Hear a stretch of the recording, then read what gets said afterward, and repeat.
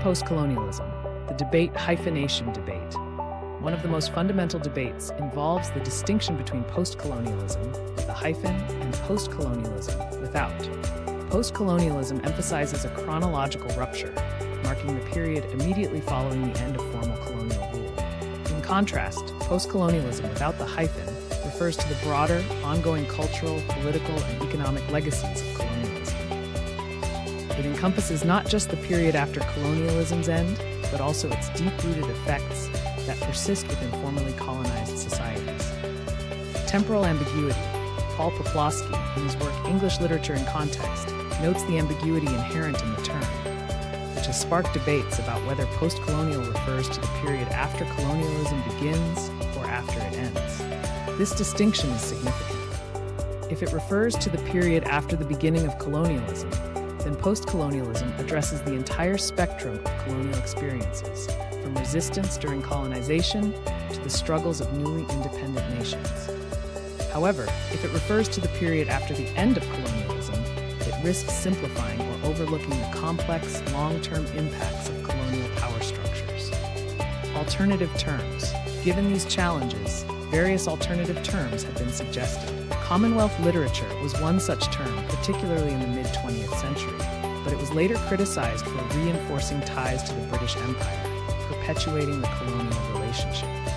Nayantara Sahgal, for example, has expressed discomfort with labels that define literature through colonial history, seeing them as limiting. Another proposed alternative is New Literatures in English. But this, too, has been critiqued for its failure to capture the historical depth of colonialism and its aftermath. Resistance to the term. Some prominent writers and critics resist the use of postcolonial altogether. For instance, Indian writer Nayantara Sahgal and others argue that the term continues to define these literatures through their relationship with the colonial past, thus perpetuating a Eurocentric framework. They contend that such terminology reinforces the dominance of colonial history, limiting the autonomy of post-colonial cultures. Sahgal and others have called for literary frameworks that do not constantly reference colonialism as their starting point, arguing that these nations should not always be seen through the lens of their colonial history. Rationale for using the term. Despite these critiques, many scholars and writers continue to use the term postcolonialism, even while acknowledging its limitations. Writers like Chinua Achebe and Salman Rushdie engage with postcolonial themes, addressing the legacies of colonialism, while also critiquing the term's homogenizing tendencies. Similarly, the authors of The Empire Writes Back, Bill Ashcroft, Gareth Griffiths, and Helen Tiffin, acknowledge the inadequacies of the term, but argue that it remains useful.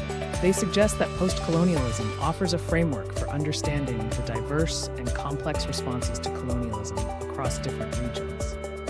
Their seminal work champions the idea of writing back to the imperial center, allowing formerly colonized voices to reclaim their narratives while resisting Western literary dominance. Hybridity and identity. A key aspect that continues to support the use of postcolonialism is its engagement with issues of hybridity and cultural identity. Writers such as Homi K. Bhabha emphasize the concept of hybridity in postcolonial discourse, where cultures are seen as fluid and dynamic, shaped by the interactions between the colonizers and the colonized. While these cultures are often defined by the tensions between tradition and modernity, they also reflect the blending of indigenous and colonial influences, making postcolonialism a valuable term to explore these ongoing negotiations. Poplawski's analysis reflects the ongoing tensions around defining postcolonialism. Writers like Nayantara Sahgal resist the term, viewing it as an extension of colonial frameworks, while scholars such as Ashcroft, Griffiths, and Tiffin acknowledge its flaws, but continue to use it as a tool for addressing the legacies of colonialism.